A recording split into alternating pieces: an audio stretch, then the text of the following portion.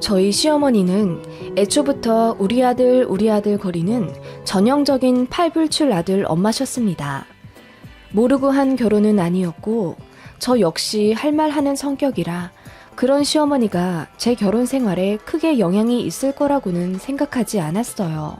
게다가 귀한 외동 아들이기도 해서 어머니 마음을 어느 정도 이해해 드리려고는 했습니다. 그렇게 치마폭에 쌓여 자란 것 치고 남편의 가치관은 보기 드물게 정상적이었습니다. 여자 배려할 줄 알고 타인에게 양보도 잘하는 좋은 남자이자 성실한 사람입니다. 그러니까 배우자로 선택해서 제가 결혼을 했겠죠. 아무튼 그런 남편과 결혼해서 1년 정도의 신혼생활을 갖고 바로 아이를 가졌습니다. 저나 남편은 둘 다 같은 그룹 직장인이고 계열사만 달라요. 복지 좋기로 유명한 직장이라 저는 아이 낳자마자 바로 출산 휴가를 냈습니다. 복지가 워낙 좋아 2년 6개월까지는 눈치 안 보고 아이만 보며 쉴 수 있어요.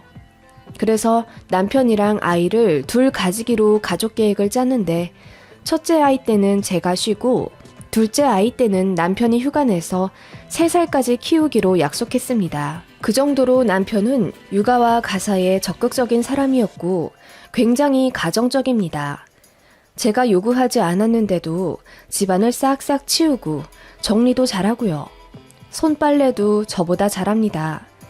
그리고 주말에 저랑 여행 간다고 계획을 짜는 사람입니다. 원래는 안 그런 사람인데 저 만나고 이렇게 변했다고 하더라고요.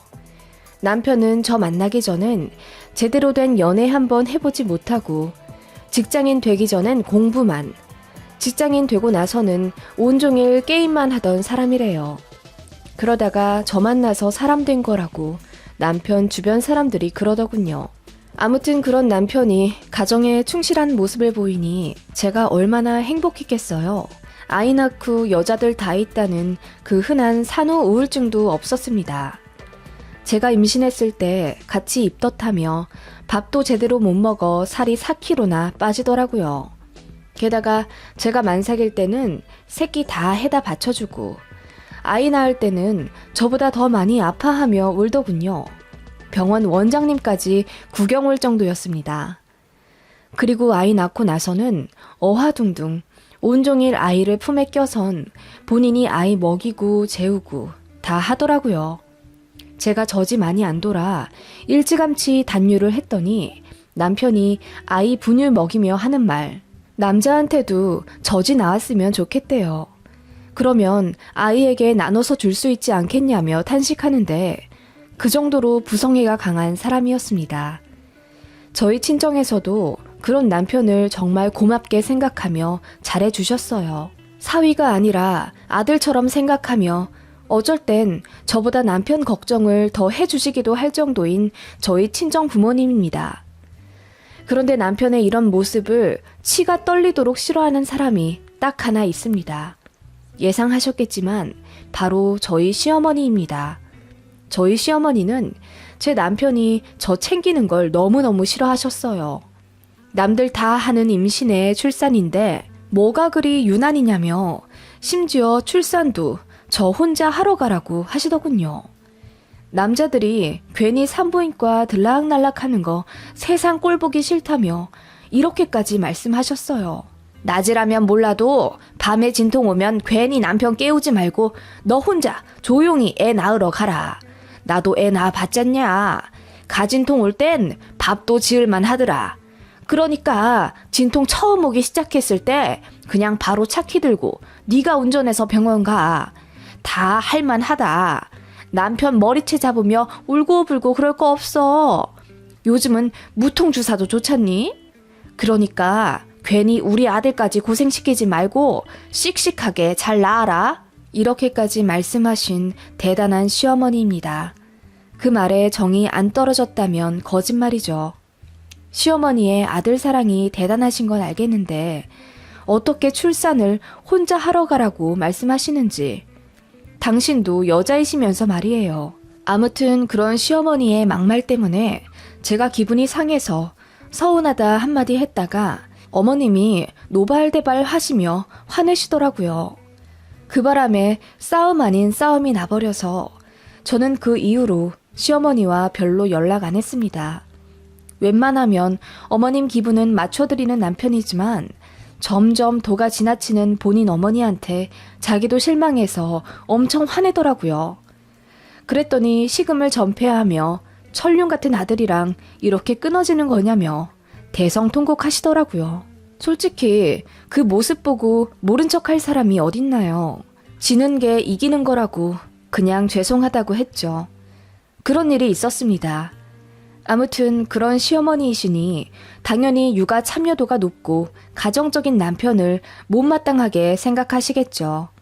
남편은 퇴근하고 오면 7시 정도인데 오자마자 당연한 듯 소매를 걷고 아이를 케어해줬습니다. 그래서 남편이 오면 저도 때늦은 저녁 식사를 같이 할 수 있었고요.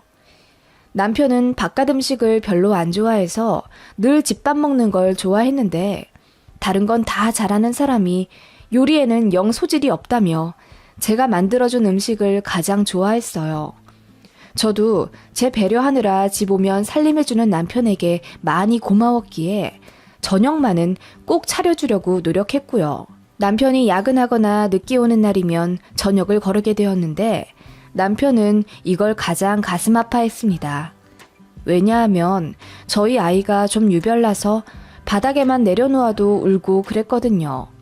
수유 타임도 짧고 낮잠도 쪼개서 자는 아이라 솔직히 진짜 극악의 난이도인 아이였습니다. 지금은 웃으며 말할 수 있지만 아이가 좀 힘들게 한 수준이 아니라서 밥도 제대로 못 먹으며 살았어요. 아이가 분유를 많이 끊어 먹으니 젖병 설거지도 참 많이 나와서 하루 종일 아이 들쳐매고 싱크대 앞에 있을 때가 많았는데 남편이 그거 해결해 준답시고 식기세척기까지 알아서 들여놓고 설치해 놓더군요. 퇴근 후 집에 오면 본인이 식세기 돌려 설거지까지 싹 해놓고 팔다리 부어있는 저를 안타까워하며 매일 20분 정도 마사지 해주곤 했습니다. 남들은 애 낳고 부부싸움 엄청 한다던데 저는 그런 스윗한 남편 덕분에 산후 우울증은커녕 오히려 더 행복했습니다. 그러던 어느 날 시어머니께서 계모임 때문에 서울에 오시게 됐었는데 저희 집에서 하룻밤 묵고 가겠다 하시더라고요. 편히 쉬실 수 있도록 작은 방도 싹 치워놓고 어머님을 모셨습니다. 오랜만에 저희 집에 오신 시어머니는 관리 감독반 고참이라도 된 듯 집안 여기저기를 샅샅이 살펴보시며 여긴 먼지가 쌓였네. 이건 망가졌는데 왜 안 버리고 있냐 등등 온갖 잔소리를 다 하시더라고요. 낮 시간 동안 거의 하루 종일 잔소리를 하시는데 저는 아이 케어도 해야 하고 어머님 신경도 써야 하니 여간 스트레스 받는 게 아니었습니다. 그런데 어머님이 물으시더군요. 그런데 너 저녁에 네 남편 밥은 제대로 해주니? 그럼요. 다른 건 몰라도 저녁은 꼭 같이 먹으려고 하고 있어요. 일하고 온 남편은 모름지기 집에 들어와서 바로 밥상에 앉아야 한다. 그렇게 강조하시며 아무리 애 낳고 키우느라 힘들어도 일하고 온 남편은 편하게 해줘야 한다고 몇 번을 말씀하시더라고요. 저녁 시간이 되어 어머님께 밥을 차려드려도 어머님은 식사하지 않으셨습니다. 아들 오면 같이 먹겠다 하시면서요. 그러다 저녁에 남편이 왔어요.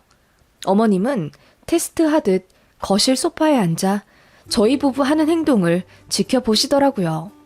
남편은 그것도 모르고 어머님께 오셨냐 인사한 뒤 그냥 평소처럼 화장실 들어가서 손발 씻고 나오자마자 아이부터 안아 올리고 어화둥둥 내 새끼 잘 있었냐 뽀뽀하더니 저에게도 고생했다며 안아주었어요. 그리고 여기저기 어질러진 집안을 대강 치우는 남편을 혀를 끌끌 차며 바라보시더라고요. 그리고는 어머님이 갑자기 대뜸 일어나셔서는 집에만 있는 사람이 뭘 고생했다는 거냐? 고생은 네가 했지. 아침에 나가서 저녁까지 일하고 오느라 얼마나 힘들었어. 여기까지 운전하고 오는 것도 진이 빠졌을 텐데 너는 그냥 소파에 앉아서 쉬어. 라고 언성을 높이시더군요. 남편이 갑자기 당황해서 왜 그러시냐 했더니 어머님은 우악스럽게 남편을 기어코 소파에 앉히신 뒤 저에게 앞치마를 휙 던지시며 네 남편 왔는데 밥 안 차려주고 뭐해? 내가 오늘 니들 버릇을 단단히 고쳐주든가 해야지. 이러시더라고요. 남편이 지금 뭐 하시냐고 언성을 높였더니 어머님은 재차 저를 채근하시며 빨리 남편한테 저녁 밥상 차리라고 혼내시더라고요. 제가 어이가 없어서 한숨을 쉬고 벌떡 일어나 남편 밥상을 차리려 부엌으로 가니 남편이 화들짝 저를 말리며 밥 먹고 왔는데 왜 또 차리냐 하더군요. 어머님이 당신 밥상 차려드리래잖아. 식탁에 앉아있어. 됐어. 나 먹고 왔다는데도. 엄마, 왜 그러세요? 그러자 어머님은 도끼 눈을 뜨며 너 하는 꼴이 하도 한심해서 그런다. 집에 있는 사람한테 어찌 고생했다고 말하니? 고생했단 소리는 네가 들어야 마땅한 거지. 제 밥그릇은 제가 알아서 챙겨 먹어야 하는 법이야. 네가 똑바로 가장 노릇을 해야 아내가 너한테 잘해주지. 사내 놈이 한심스럽게 집에서 편히 있는 아내를 돕긴 왜 도와? 엄마, 그게 무슨 말씀이세요? 우리가 나름대로 가사 분배하면서 잘 살아요. 이 사람 몸도 아직 덜 회복됐고 나도 내가 좋아서 집안일 좀 한다는데 엄마는 그거 가지고 왜 또 그러세요? 이렇게 간섭하면 뭐가 더 나아지는데요? 남편이 욱하면서 대들었더니 시어머니는 또 하늘이 무너지는 듯한 표정을 지으며 아들 키워봤자 소용없다 하시곤 방으로 들어가시더라고요. 어머님은 아이 낳고 나서 남편이 고생할까봐 더 걱정하시는 듯 했습니다. 애초에 저더러 아이 낳고 키우느라 고생했다는 말 한마디 따뜻하게 해주신 적이 없긴 해서 예상은 했지만 이제는 한 아이의 어엿한 아버지인데 어련히 알아서 잘하지 않을까요? 이렇게 제 앞에서 대놓고 저를 무술이 취급하는 것이 너무 어이가 없었어요. 남편이 연신 사과하긴 했지만 솔직히 남편이 뭔 잘못인가요? 그냥 어머님이 빨리 가시기를 바랄 뿐이었습니다. 어머님은 다음날 남편이 출근하자마자 방문을 열고 나오셔서는 외출 준비를 하시더군요. 그러고는 조용히 아기 보고 있는 저에게 오셔선 이제부터 매일 전화해서 지켜볼 테니 알아서 하라고 한마디 하시곤 제 인사도 받지 않은 채 쌩하니 나가시더군요. 뭘 알아서 하라는 건지 어머님의 선전포고가 황당하더라고요. 그날부터 어머님의 전화는 정말 매일 왔습니다. 저녁 준비를 제가 하는지 남편이 오기 전에 설거지랑 빨래는 다 해놨는지 무슨 리스트 짜놓으신 것 마냥 체크하며 물으시더군요. 뿐만 아니라 카톡으로 거의 2-3시간마다 빨래 끝났으면 들어누워 있지 말고 바로 건조기에 넣어라. 건조기 다 돌아갔으면 네 남편더러 개라 하지 말고 지금 해 떠 있을 때 네가 개라. 장은 모바일로 봐서 문 앞에 배달시켜라. 등등 무슨 AI 로봇 마냥 저에게 하루에도 몇 번씩 집안일에 간섭하며 시키시더군요. 제가 남편에게 조금이라도 일을 시킬까봐 전전긍긍하시며 도에 넘는 참견을 하시는 시어머니셨습니다. 남편도 당연히 알고 있었고 어머님께 버럭 화도 많이 냈지만 어머님은 그냥 그때만 잠깐 연락 안 하셨을 뿐이지 거의 몇 달 내내 저를 피말리게 하시며 간섭하셨어요.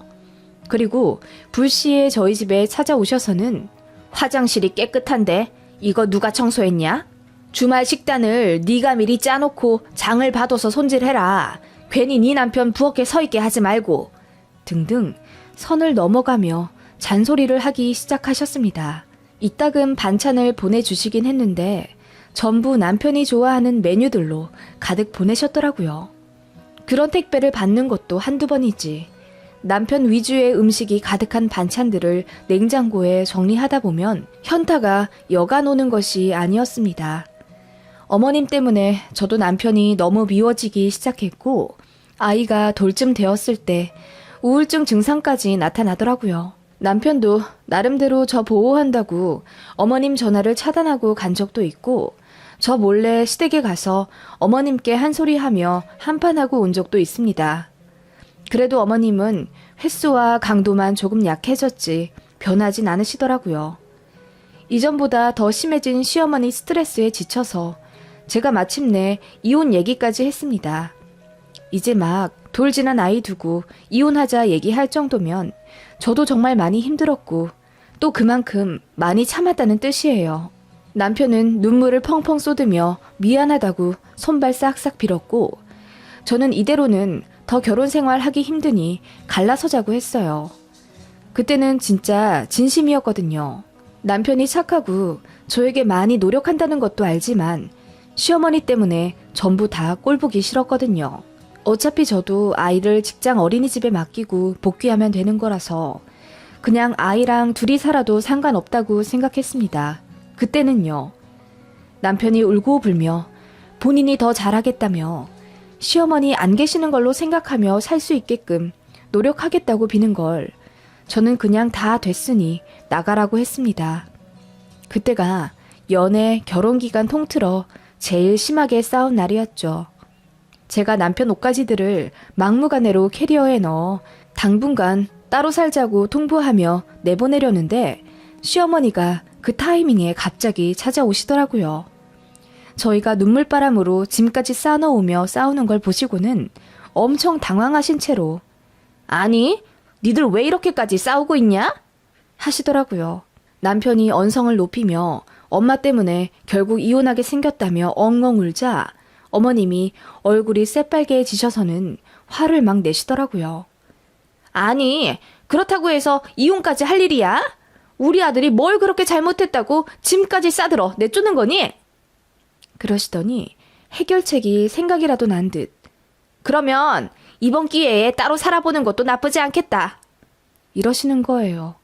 이어 말씀하시기를 아들도 퇴근하고 집에 오자마자 제대로 쉬지도 못하고 애 보고 살림 도우느라 힘들었잖니. 새애기 너는 네 남편이 좀 없어져 봐야 고마운 줄 알지. 남편의 소중함을 좀 깨달아 봐. 아들은 이번 기회에 좀 쉬고 그게 서로에게 낫겠네. 새애기 넌 남들 다 하는 육아의 살림인데 뭐가 그렇게 힘들다고 자꾸 네 남편 부려먹으려 하는 거니? 됐고 그래 니들 따로 좀 살아봐. 주말 부부도 많이 하잖니. 그런데 그 엄마들 다 죽고 없어? 멀쩡히 살아서 살림하며 애 키우며 다 한다. 새애기 너도 못할 거 없잖니? 라고 하시더라고요. 제가 소리 지르며 알겠으니까 제가 따로 합치자고 하기 전까지는 따로 사는 걸로 합의 보겠다 했습니다. 그랬더니 당황하시더라고요. 그렇게 남편을 내보내 얼떨결에 주말 부부가 되었습니다. 남편은 회사 근처 에어비앤비를 잡아 숙소로 쓰며 평일엔 거기서 출퇴근하고 금요일 저녁에 집에 와 주말을 함께 보내고 월요일에 바로 출근하는 생활을 했어요. 냉전도 1, 2주였지. 사실 남편이 크게 잘못한 게 없는 걸 알았고 홧김에 내보낸 저였기에 남편이 지극정성으로 제 마음을 풀어주려 노력함에 다시 사이는 좋아졌습니다. 애초부터 남편은 나가기 싫어했지만 저는 주말 부부 계속하겠다고 했어요. 왜냐하면 그렇게 따로 사니까 드디어 시어머니의 집안일 간섭이 없어졌기 때문이에요. 시어머니한테 제가 큰 소리로 화내며 이제 집에 아이 아빠 없으니까 전화하지 마세요 라고 했고 어머님도 당황하신 채로 알겠다 하셨거든요. 그날 이후로 거짓말처럼 연락을 안 하시니 저도 살겠더라고요. 그리고 아이는 직장 어린이집에 붙어서 15개월쯤 보내게 되었습니다. 저는 운동도 하고 기분 전환도 하며 몇 개월 조금 더 쉬고 난 후 복귀하려고 회사에 말도 해둔 상태였고요. 남편은 주말에 와선 평일에 못다한 집안일을 회계라도 하듯 미친 듯이 하더라고요. 아이도 본인이 도맡아 놀아주었고 그 바람에 저는 주말에 푹 쉬게 되었죠. 정신적, 신체적 건강도 좋아져 저는 누가 봐도 얼굴 좋아졌다 할 정도로 상태 좋아졌지만 남편은 아니었습니다. 남편이 바깥 음식 싫어한다고 했잖아요. 그나마 저랑 살면서 제가 해주는 음식 먹고 살도 좀 뽀얗게 붙어가며 건강하던 사람인데 따로 떨어져 사니 먹을 만한 게 제대로 없었나 봐요. 살이 막 빠지더군요. 게다가 주말에는 몰아서 집안일이며 육아며 다 하니 따지고 보면 남편은 주말 부부 하는 게 더 힘든 상황이었습니다. 그렇게 주말 부부 한 지 3달 좀 안 될 무렵 시어머니께서 찾아오셨어요. 제 얼굴 보고는 조금 놀라시며 물으시더군요. 어머, 얼굴이 왜 이렇게 좋아져? 애 어린이집에 보내니 좀 살만한가 봐? 네, 아이 어린이집 보내고 저는 운동 다녀요. 시간적 여유도 되고 건강도 좋아지니 요리도 잘해서 챙겨 먹고요. 그래? 잘됐다 얘. 하시며 떨떠름한 표정을 지으시던 시어머니였습니다. 그렇게 몇 시간 뒤 남편이 퇴근하며 어머님과 조우했어요. 그런데 시어머니가 남편을 보자마자 기겁을 하면서 달려나가 남편 얼굴을 감싸 안으시더군요. 아니, 너 몰골이 왜 이러냐? 왜 이렇게 살이 빠지고 얼굴이 시꺼매졌어? 응? 너 어디 아프냐? 아프긴 그냥 살이 좀 빠졌어요. 아니, 살이 좀 빠진 게 아닌데? 아니, 푹 쉬라고 따로 살게 해뒀더니 새 애기는 얼굴이 더 좋아지고 너는 나빛이 곧 죽을 사람처럼 퀭하고 이게 뭔 일이냐? 기절초풍하며 저희를 번갈아 보시는 시어머니께 제가 말했죠. 어머님, 아이 아빠 원래 바깥 음식 잘 안 먹잖아요. 그전엔 그나마 제가 해준 저녁이라도 잘 챙겨 먹었는데 따로 나가 사니 제대로 못 먹고 산 거죠. 아니, 그렇다고 해도 좀 잘 챙겨 먹지. 아니, 주말에는 그래도 같이 좀 해 먹었을 거 아니냐? 주말에는 이 사람이 아이 본다고 저더러 나가서 놀고 오라고 등 떠밀어요. 평일에 보고 싶은 애도 못 보고 이 사람도 얼마나 마음 아팠겠어요. 그래서 주말에 애 보고 그러느라고 힘들긴 할 거예요. 저 놀다 들어오면 집안도 깨끗하게 정리되어 있더라고요. 뭐야? 아니, 너는? 어머님은 살이 쏙 빠져 볼품없는 남편의 얼굴을 연신 들여다보시며 입을 다물지 못하셨습니다. 저는 그냥 아무렇지 않은 척했죠. 내내 눈치만 보시던 시어머니는 결국 제 손을 잡고 한마디 하시더군요. 따로 사는 것도 정도 것이지. 이제 서로 깨달을 만큼 깨달았으니 합쳐야 하지 않겠니? 네 남편 보고 집에 들어오라고 해라. 네가 먼저 들어오라고 해야 우리 아들도 들어가지 않겠니? 아니요. 남편은 퇴근하고 나면 아무도 없는 빈집에서 푹 쉬면서 줄창 게임 실컷 한다는데요. 밥 제대로 못 먹는 건 안타깝지만 어머님 말씀대로 집에서 손 하나 까딱 안 하고 평일에 쉬잖아요. 어머님도 좋지 않으세요? 아니, 그게 아니라 저는 좋은데요, 지금. 그리고 어머님 말씀대로 남편의 소중함도 깨달았어요. 어쨌든 주말엔 남편이 있어야 되겠더라고요. 제가 쉬려면요. 아니, 새애기야, 그러지 말고 이제는 좀 합쳐줘라. 합쳐라도 아니고 합쳐달라니. 처음으로 명령조가 아닌 부탁조로 말씀하신 시어머니여서 놀랍더라고요. 이윽고 시어머니는 거의 싹싹 빌다시피 제게 사정하며 주말 부부를 그만둘 것을 부탁하시더라고요. 어차피 합칠 계획이긴 했지만 저도 좋게는 못 넘어가겠더라고요. 그래서 남편이랑 다시 합쳐서 사는 대신 조건을 걸었습니다. 시어머니께 다시는 저희 부부 일에 감나라 배나라 간섭하지 마시라고 강단 있게 말씀드렸어요. 그랬더니 어머님이 알겠다 하시더군요. 그동안 미안했다고 사과까지 덧붙이면서 절대로 따로 살지 말라고 거듭 부탁하시는데 헛웃음이 나오더군요. 그렇게 시어머니의 시자짓도 끝났고 저희 부부도 다시 합쳐 살며 전보다 더 끈끈하게 서로를 배려하며 잘 살고 있습니다. 시간이 많이 흘러 그 이후로 둘째 아이도 낳았고 처음 약속했던 대로 둘째는 남편이 육아휴직 써서 두 돌까지 키워냈어요. 시어머니는 남편이 육아휴직 내서 더 개고생하는 거 아시면서도 저한테 한마디도 못하시더라고요. 지금에야 웃으면서 할 수 있지만 당시에는 정말 스트레스 많이 받았었는데 뭐 이런 에피소드가 있었답니다. 워킹맘님들 글들을 보니 제 예전 일이 생각나서 한번 써봤어요. 모두 힘내시고 가정 내 평안하시길 빕니다.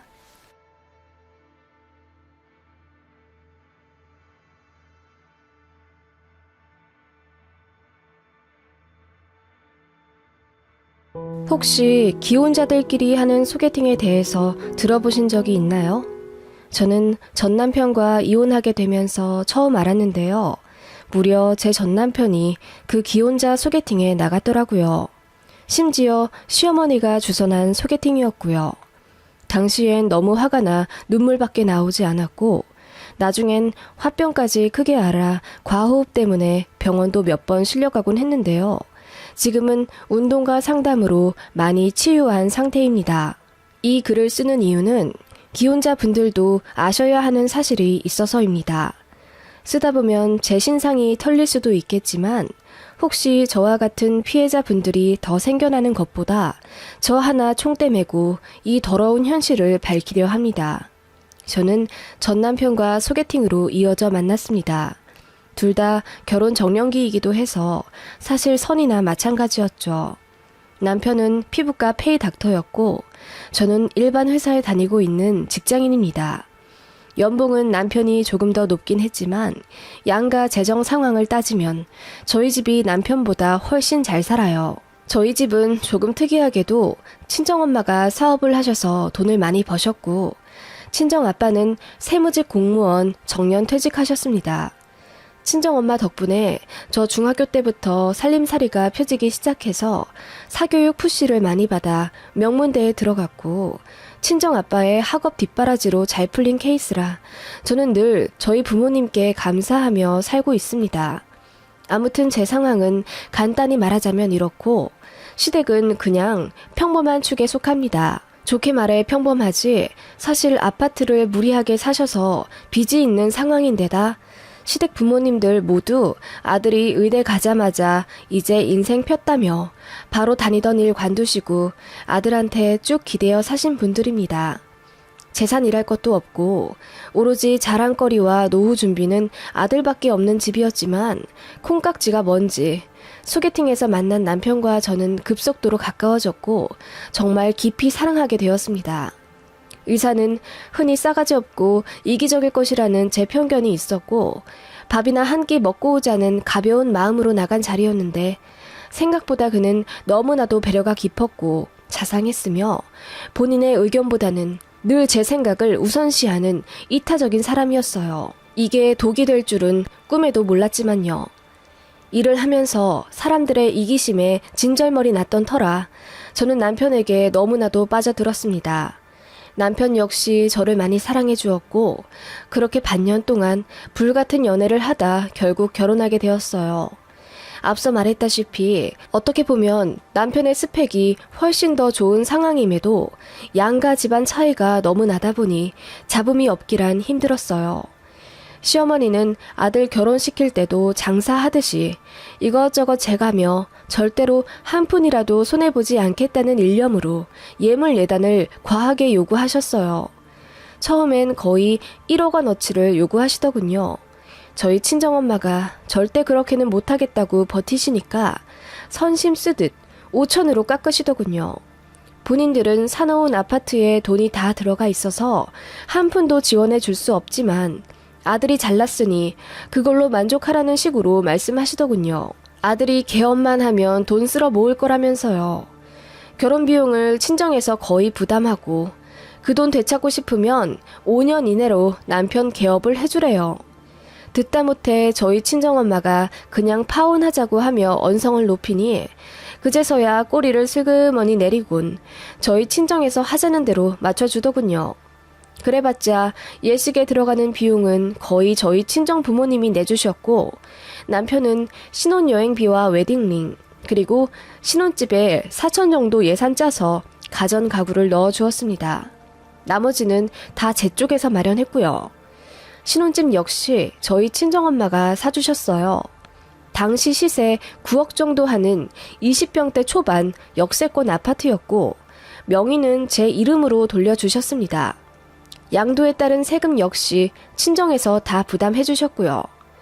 돌이켜보면 손해뿐인 결혼이지만 당시에는 사랑하니 그럴 수 있다고 생각했고 남편도 많이 미안해하고 자신의 처지를 객관적으로 인지하더라고요. 그래서 남편이랑은 다툴 일이 거의 없었습니다. 앞서 말했듯이 남편이 전적으로 제 편을 들고 제 의견을 존중하는 사람이었어요. 시댁은 큰 걸림돌이 되지 않을 거라고 생각했습니다. 다만 시어머니 진짜 보통 아니신 분이구나 생각하며 현명하게 적당히 거리를 두어야 제 결혼 생활이 편하겠구나 싶더라고요. 그런데 시어머니는 그럴 생각이 없어 보이셨어요. 정말 거의 매일 저에게 전화를 하셔서는 급하지도 않은 일을 빨리 처리해달라 채근하시고 당장 일하느라 바빠 죽겠는데 어디 벚꽃이 이쁘게 펴서 구경 가고 싶네.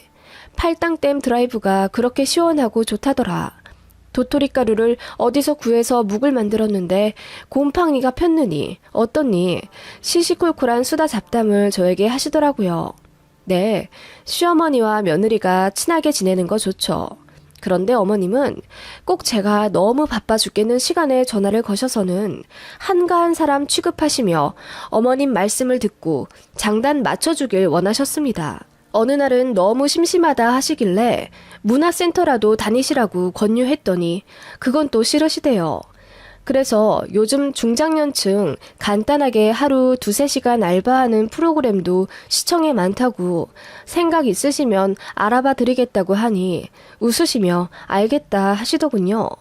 그런 식으로 처음엔 애써 웃으며 네네 하다가 나중엔 업무에 지장이 생길 정도로 스트레스를 받아서 제가 어머님께 조심스럽게 말씀드렸죠. 어머님, 제가 점심 먹고 바로 서초동으로 가야 하는데요.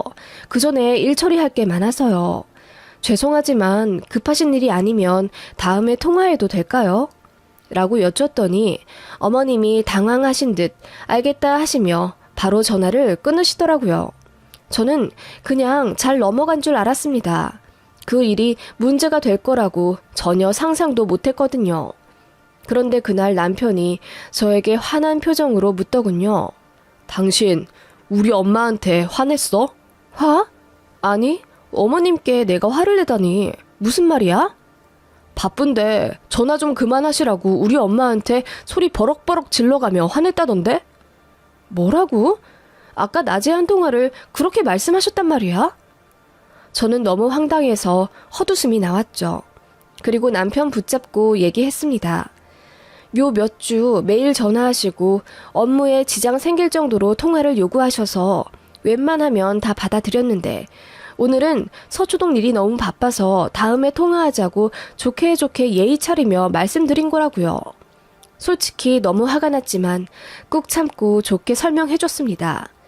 그런데 남편은 제 말을 믿지 않더군요. 우리 엄마 보고 그렇게나 한가하면 인형 눈알 꿰는 부업이라도 하라고 소리 질렀다면서 우리 엄마가 그렇게 구체적으로 거짓말을 하셨다는 거야? 당신 솔직히 말해봐. 우리 엄마가 좀 철없기는 해도 그런 식으로 거짓말은 안 하셔. 뭐라고? 아니, 내가 어떻게 그런 말을 해. 어머님 정말 너무하시다. 내가 지금 당장 전화해볼게. 제가 화가 나서 어머님께 전화를 하려 하니 남편이 그만하라며 쓱 나가더군요. 문도 쾅 닫은 채로요. 정말 너무 황당해서 벙쪄 있다가 거짓으로 이간질한 시어머니에게 너무 화가 나서 전화를 걸었습니다. 그랬더니 어머님이 천연덕스럽게 이러시더군요. 아니, 그렇게 말은 안 했어도 네 말투 뉘앙스가 그랬잖니. 사람 깔보고 한심하게 생각하는 게 다 드러나던데 뭘. 알바하라고 권유한 것도 그런 이유 아니었니?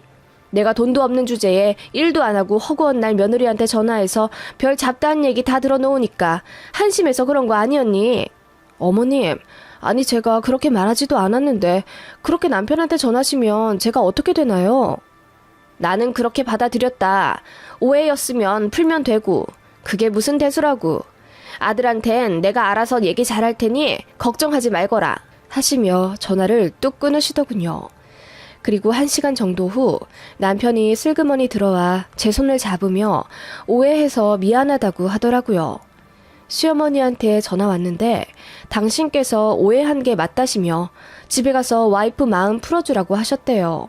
이거 뭐 병 주고 약 주고도 아니고. 그리고 시어머니 말에 홀랑 넘어가 판단도 제대로 못하는 모습의 남편이 한심해 보여 제가 한 소리 했습니다. 그랬더니 무릎까지 꿇어가며 다신 안 그러겠다 싹싹 빌더군요. 시어머니는 그런 식으로 저와 남편을 은근히 이간질하려고 하시더군요.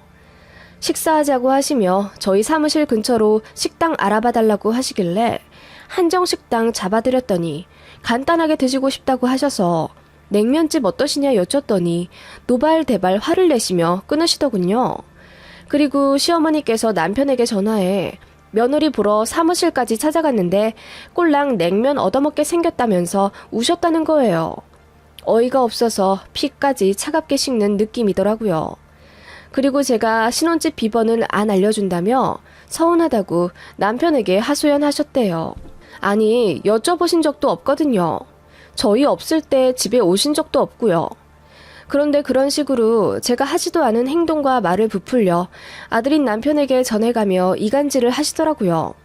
그래놓고는 막상 얼굴 보면 우리 며느리 이쁘고 잘난 며느리 하시는데 나중엔 화가 나다 못해 혹시 갱년기라 오락가락 하시는 건가 생각까지 했네요. 솔직히 그런 일만 없으면 남들이 보기엔 굉장히 좋은 고부관계인 줄 알 겁니다. 만나면 시어머니가 제 손을 잡고 놓지를 않으시고 연신 예쁘다고 제 얼굴을 쓰다듬어 주셨거든요. 그런 모습들 때문에 남편은 늘 본인 어머니가 며느리 눈치를 보는 불쌍한 존재라고 생각해 왔던 것 같습니다.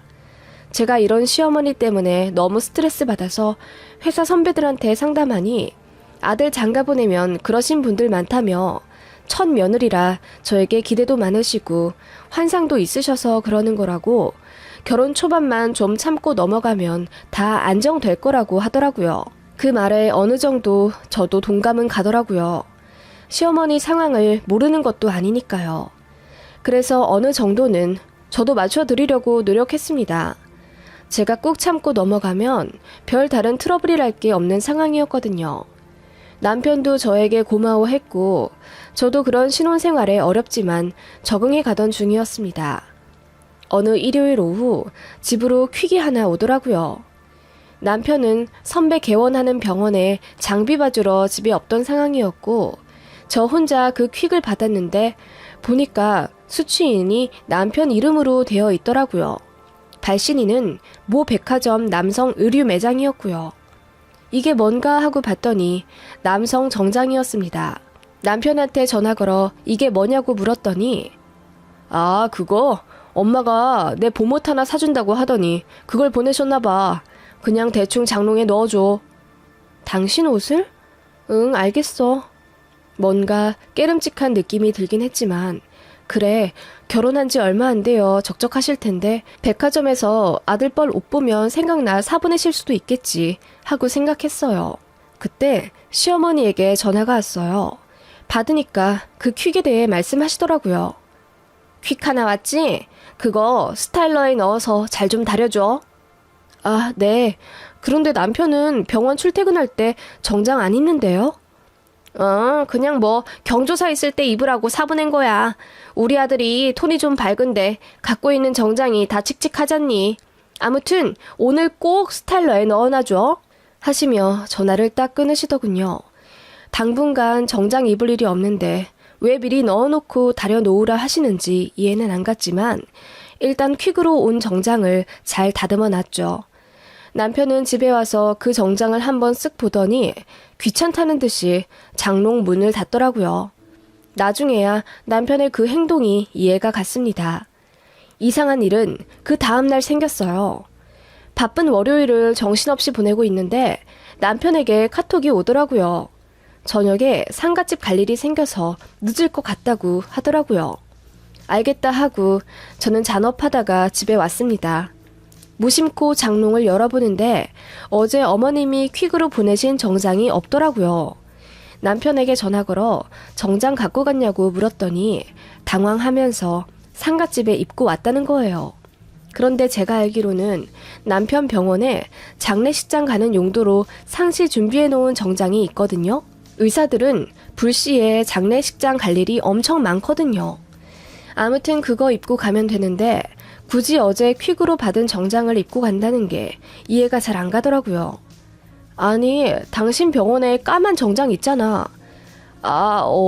내가 살이 좀 쪘잖아. 그게 배에 잘 안 맞더라고. 그래서 그거 급하게 가져왔어. 아니, 언제? 오늘 점심시간에 집 잠깐 들렀었지. 뭐야, 나보고 가져다 달라고 하지. 알겠어, 조심히 들어와. 하고 전화를 끊었고 조금 이상하다는 생각은 했지만 대수롭지 않게 넘어갔습니다. 그날 이후로 남편에게 경조사가 좀 많더군요. 저녁에는 상가집 간다고 하며 밤 11시쯤 들어왔고, 주말에는 결혼식에 가야 하는데 혼자 빨리 갔다 오는 게 편하다며 저는 집에 두게 하는 날이 종종 있었습니다. 본격적으로 이상하단 생각이 든 건 시어머니의 잦은 옷 선물이었습니다. 어머님은 백화점 가면 저희 생각이 난다며 종종 옷을 사주셨는데 제 것은 항상 운동복이었고 남편 것은 늘 정장이나 단정한 가디건 같은 걸 주시더라고요. 남편은 병원에서도 캐주얼하게 입고 있고 저랑 데이트할 때도 주로 트레이닝복을 입거든요. 그래서 그런 옷을 거의 안 입는 터라 제가 남편에게 물었어요. 어머님이 당신 취향 잘 모르시나 봐. 잘 입지도 않는 옷을 이렇게 자주 보내주시네. 그러게 하하 하며 말 돌리던 남편이었죠. 그러던 어느 날 제 차에 엔진 경고등이 떠서 급하게 남편 차로 바꿔 나가게 되었어요. 사실 종종 차도 바꿔 타긴 했거든요. 그날도 대수롭지 않게 남편 차로 옮겨 타고 카톡 하나 보냈습니다. 제 차에 경고등이 떠서 바꿔 타고 가니 당신은 택시 타고 가라고. 보내고 출발하는데 갑자기 남편한테 전화가 빗발치듯 오는 거예요. 전화 받으니 고래고래 소리를 지르며 말도 없이 차를 바꿔 타고 가면 어쩌냐고 난리를 치길래 황당해서 왜 그러냐고 했습니다. 우리 종종 바꿔 타잖아. 왜 그래? 아니 너무 갑작스러워서 그렇지. 나 오늘 차 써야 하는데. 그래? 미안해 몰랐네. 그런데 나도 오늘 서초동 갔다가 논현동도 가야 하고 일정이 많아서 어쩔 수가 없었어. 알았어. 그럼 아니다. 알겠어. 하며 횡설수설하다가 끊는 남편이었습니다. 이상하다 생각하며 정차 중 차 안을 돌아보는데 세상에 뒷좌석에 무슨 옷들이 그렇게나 많이 쌓여 있는지 자세히 보니 다 정장이더라고요. 어머님이 선물해 주신 옷들이랑 구두랑 넥타이랑 머리 단장하는 스프레이도 있었고요. 그것들 보자마자 쎄하더군요. 바로 차량 내비게이션을 쳐보니 최근 등록지에 라운지 카페, 일식집, 레스토랑 같은 데가 많더라고요. 보자마자 느낌이 왔습니다. 이 남자 바람 피우는구나. 심장이 몸 밖으로 튀어나올 듯 뛰었고 머리가 하얘지면서 눈앞도 잘 안 보이더라고요. 그야말로 쇼크를 먹은 저는 그대로 갓길에 차를 세우고 차 이곳저곳을 다 둘러봤습니다. 글로브 박스까지 다 뒤져봤지만 여자 흔적은 없었어요. 일단 전부 사진 찍어 증거 남기고 블랙박스 칩을 사무실로 가져와 노트북에 연결해 백업했어요.